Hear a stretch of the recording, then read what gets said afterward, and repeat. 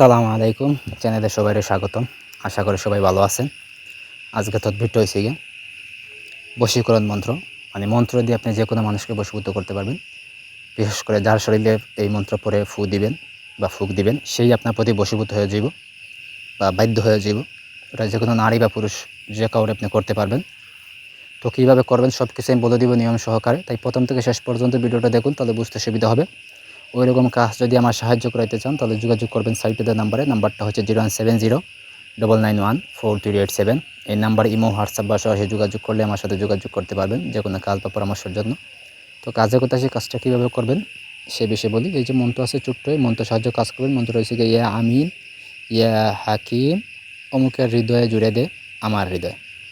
তো এই ছোট্ট একটা মন্ত্রটা প্রথমে আপনি সিদ্ধ করে নেবেন। অমাবস্যা রাত্রি, সোমবার, বুধবার এরকম রাত্রিতে পাক পবিত্র হয়ে সিদ্ধ করে নেবেন। অমুকের জায়গা হয়েছে যে ব্যক্তিকে আপনি বশীভূত করতে চান বা বাধ্য করতে চান তার নামটা নেবেন, এবং আমার জায়গায় যে কাজ করবে, যার জন্য কাজ করবে তার নামটা নেবেন, নিয়ে আপনি এটা সিদ্ধ করবেন। তো সিদ্ধ হয়ে গেলে আপনি করবেন কি, এই মন্ত্রটি সিদ্ধ হয়ে যাওয়ার পর যেই ব্যক্তির নাম নিয়ে এটা সিদ্ধ করবেন তার কাছে যাবেন। যাওয়ার পর আপনি করবেন কি, 41 বারে দোয়াটা পাঠ করবেন। মনে মনে 41 বারে দোয়াটা পাঠ করবেন। পাঠ করে আপনি ওই ব্যক্তির শরীরে ফুঁক দিবেন বা ফু দিবেন।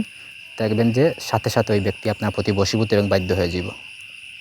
ওটা যদি ঘরের কেউ হয়, স্বামী বা স্ত্রী বা ছেলে মেয়ে বা অন্য কেউ যদি হয়, তাহলে আপনি করবেন কি, ওটা 3 দিন আপনি ফু দিবেন, তাহলে সারা জীবনের জন্য বশীভূত হয়ে যাব। আর যদি দূরের কেউ হয় তাহলে আপনি চেষ্টা করবেন 3 বার ফু দেওয়ার।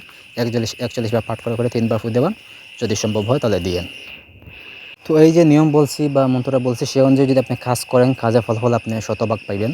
এটা পরীক্ষিত আমল, ছোট্ট একটা আমল। ছোট্ট আমল দিয়ে আপনি অনেক বড় কাজ করে নিতে পারবেন সেটা। তো এখানে যদি কোনো কিছু বুঝতে অসুবিধা হয় অবশ্যই আমার জানাবেন, আমি বুঝিয়ে দেওয়ার যথেষ্ট চেষ্টা করব। ধন্যবাদ।